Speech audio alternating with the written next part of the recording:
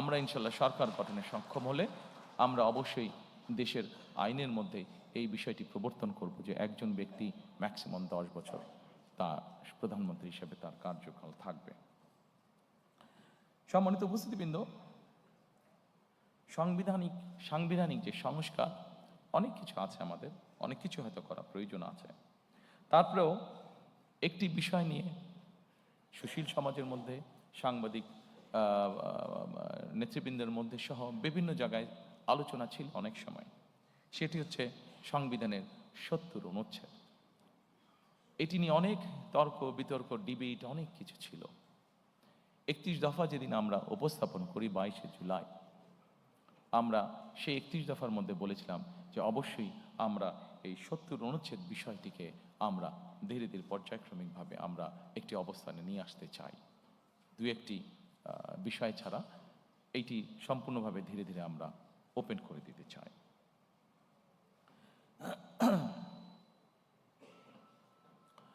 সম্মানিত উপস্থিতিবৃন্দ, আমরা সকল সময় মনে করি, বাংলাদেশ জাতীয়তাবাদী দল মনে করে, আমরা আমাদের 31 দফার মাধ্যমে সেটি উপস্থাপন করেছি। আমরা বিভিন্ন সময় আমাদের বিভিন্ন বক্তব্য সেটা উপস্থাপন করেছি। আমরা মনে করি আমরা যারা প্রতিদিনকার রাজনীতি করি, এই যে সংসদে 300 আসন, এই 300 আসনে যারা সদস্য নির্বাচিত হবেন তারা প্রতিদিনকার রাজনীতি করছেন। কিন্তু এই প্রতিদিনকার রাজনীতির বাইরেও সমাজে অনেক মানুষ আছেন, চিকিৎসক হতে পারেন, লয়ার হতে পারেন, সাংবাদিক হতে পারেন, সিভিল সোসাইটির বিভিন্ন পর্যায়ের মেম্বার হতে পারেন, যাদেরও দেশের সম্পর্কে বা দেশ গঠন সম্পর্কে তাদের মূল্যবান মতামত বা উপদেশ অবশ্যই থাকতে পারে। কন্ট্রিবিউট করার মতন তাদেরও, দেশ গঠনে কন্ট্রিবিউট করার মতন তাদেরও অবস্থান অবশ্যই থাকতে পারে। আমরা সেই জন্যই চেয়েছি যে এই মানুষগুলোর মধ্যে থেকেও যারা চান তাদেরকে আমরা দেশ পুনর্গঠন বা রাষ্ট্র পুনর্গঠন প্রসেসের মধ্যে ইনভলভ করার জন্য, এবং সেজন্যই আমরা যখন প্রথম 31 দফা উপস্থাপন করেছি সেই সময় অন্য আর কোনো দল বলার আগে আমরা সেই সময় বলেছিলাম যে দেশে আমরা উচ্চ কক্ষ, সংসদে উচ্চ কক্ষ প্রবর্তন করতে চাই। আমরা চাই বাংলাদেশে সমাজের সকল শ্রেণী পেশা, শুধু রাজনীতিবিদ নয়, রাজনীতিবিদদের বাইরেও যে সকল ব্যক্তি আছেন যারা কন্ট্রিবিউট করতে পারেন, সকলের মতামতের ভিত্তিতে, সকলের পরামর্শের ভিত্তিতে আমরা ধীরে ধীরে দেশকে সামনের দিকে পুনর্গঠন করতে চাই। সম্মানিত উপস্থিতিবৃন্দ, এই সাংবিধানিক সংস্কার প্রক্রিয়ার মধ্যে আরো অনেকগুলো পয়েন্ট আছে যা আপনারা দেখতে পাচ্ছেন। তবে আমি মনে করি সকল পয়েন্টগুলো এখানে হয়তো আলোচনা করলে অনেক দীর্ঘ সময় লাগবে। আমি সবকিছু হয়তো আজকে এখানে আলোচনা করছি না। এরপরে আমি আপনাদেরকে আমন্ত্রণ জানাবো সুশাসন। আমাদের রাষ্ট্র ব্যবস্থার সংস্কারের মধ্যে আরেকটি চ্যাপ্টার আছে, সেটি হচ্ছে সুশাসন। সম্মানিত উপস্থিতিবৃন্দ,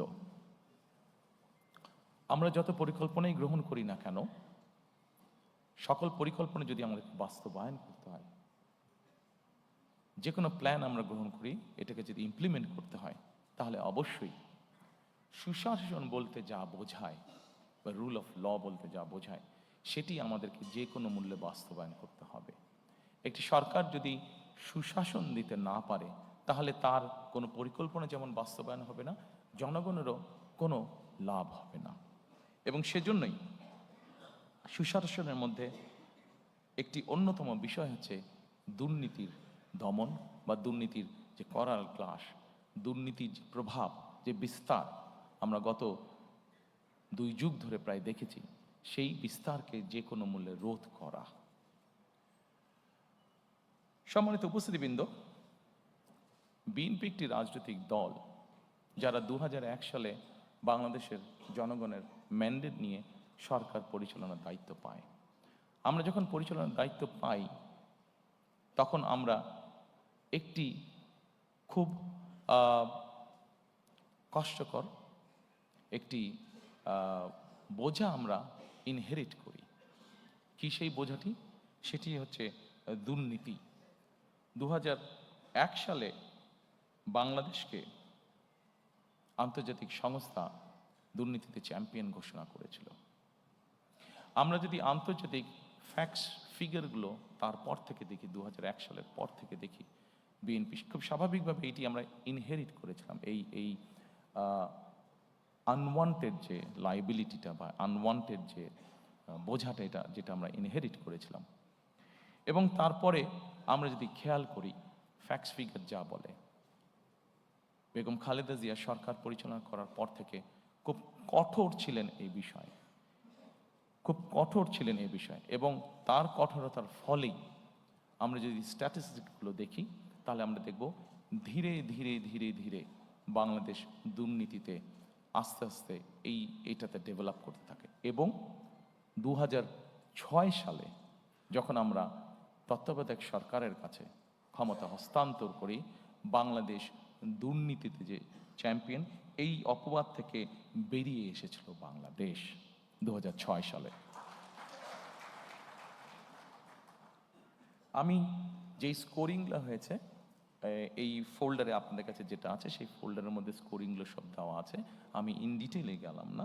তবে সম্মানিত উপস্থিতিবৃন্দ, বাংলাদেশে বিএনপি সরকারই প্রমাণ করেছে একমাত্র যে তারা এই বিষয়টিকে কিভাবে নিয়ন্ত্রণ করতে হয় সেটি তারা জানে, এবং সেই কমিটমেন্টও আমাদের আছে।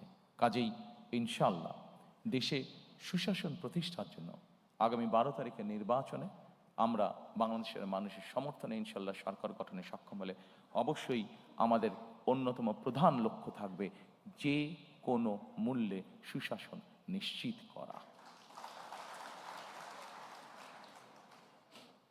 এর ভিতরে অবশ্যই আরেকটি গুরুত্বপূর্ণ বিষয় আছে।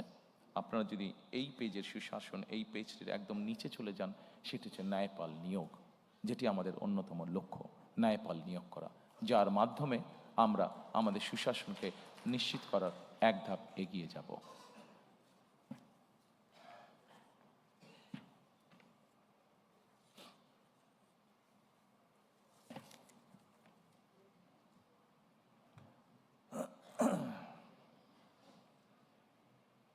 সম্মানিত উপস্থিতিবৃন্দ, বিগত 16 বছর ধরে রাজনৈতিক দল হিসেবে বিএনপি একটি দল, যেই দলের নেতা, কর্মী, সমর্থক সহ বহু মানুষ গুম, খুন, অত্যাচারের শিকার হয়েছে, নির্যাতনের শিকার হয়েছে। একটি রাজনৈতিক দলের সদস্য হিসাবে আজকে এখানে আমন্ত্রিত সকল অতিথির সামনে আমরা বলতে চাই, অবশ্যই আমরা চাই না যে ঘটনার ভিতর দিয়ে, যে বিভীষিকার ভিতর দিয়ে বিএনপি গিয়েছে, সেই ঘটনার আবার পুনরাবৃত্তি বাংলাদেশে হোক। কারণ এই ঘটনার যদি পুনরাবৃত্তি হয়, তাহলে কোনোভাবেই শান্তি প্রতিষ্ঠিত করা সম্ভব না। আমরা ক্ষতিগ্রস্ত হয়েছি, আমাদের নেতাকর্মীরা পঙ্গুত্ব বরণ করেছে, সহায় সম্পত্তি হারিয়েছে, কিন্তু প্রতিশোধ কখনো শান্তি এনে দিতে পারে না, প্রতিশোধ কখনোই ভালো কিছু এনে দিতে পারে না। এবং সেজন্যই আমরা মনে করি সর্বস্তরে যত দ্রুত সম্ভব, দ্রুততার সাথে সর্বস্তরে আইনের শাসন প্রতিষ্ঠিত করাই একমাত্র এই দেশ এবং জাতিকে রক্ষা করতে পারে। একই সাথে 2024 সালের যে আন্দোলন হয়েছিল, সেখানে বৈষম্য নামক এই শব্দটি অত্যন্ত গুরুত্বপূর্ণ ছিল। আমরা চাই, আমাদের ইচ্ছা, আমাদের লক্ষ্য, আমাদের হাতে দেশ পরিচালনার সুযোগ থাকলে আমাদের সর্বশক্তি দিয়ে আমরা চেষ্টা করব মেরিটোক্রেসির বাংলাদেশ বিনির্মাণ করার জন্য। অর্থাৎ প্রিয় সহকর্মীবৃন্দ, প্রিয় উপস্থিতিবৃন্দ, একটি বিষয় আজকে আমাদেরকে অনুধাবন করতে হবে। একটি রাজনৈতিক সরকার হিসাবে আমরা যদি সঠিক ব্যক্তিকে সঠিক জায়গায় নিয়োগ দিতে না পারি, একটি রাজনৈতিক দল হিসাবে আমাদের পরিকল্পনা আছে, আমরা এমন কোনো ব্যক্তিকে যদি এমন কোনো জায়গায় নিয়োগ দিই যার যোগ্যতা তার নেই, তাহলে সবচেয়ে আগে ক্ষতিগ্রস্ত হবে আমার সেই রাজনৈতিক সরকার। কারণ আমার পরিকল্পনা বাস্তবায়নের যোগ্যতাই তার নেই। ফলে ক্ষতিগ্রস্ত হবে দেশ, ক্ষতিগ্রস্ত হবে দেশের জনগণ। সেজন্য আমরা দৃঢ়ভাবে বিশ্বাস করি, দেশকে যদি পুনর্গঠন করতে হয়, দেশকে যদি সামনের দিকে নিয়ে যেতে হয়, অবশ্যই আমাদেরকে মেরিটক্রেসি অর্থাৎ মেধাকে আমাদের অবশ্যই প্রায়োরিটি দিতে হবে।